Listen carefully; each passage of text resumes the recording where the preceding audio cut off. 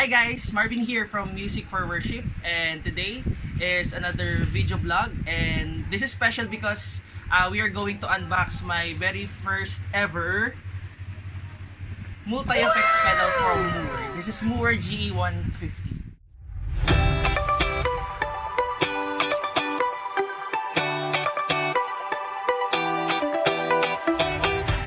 Thanks to our sponsor, my brother. Yes, he's very supportive to me. Shout out to you. For this day, we're going to open it and check this out.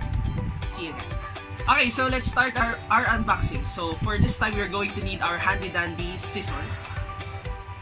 And it only has one tape here. Let's check it out.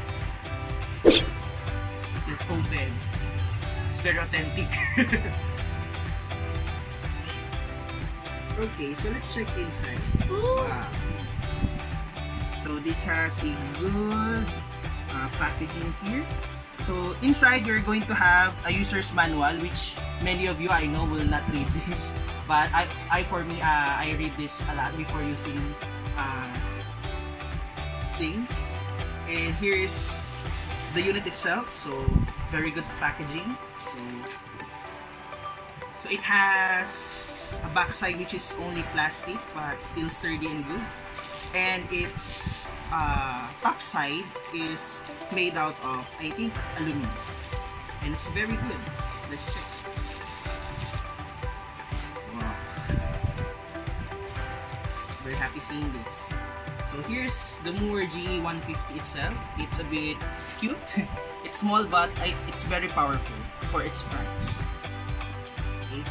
And also, it also comes with its USB-B type port for PC connections if you're going to edit or you're going to record some music.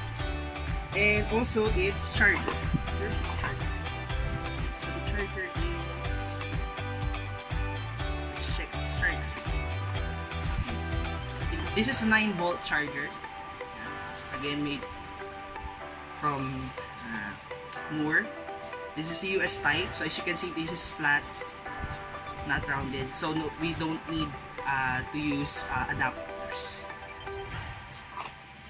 Okay, so let's check it out.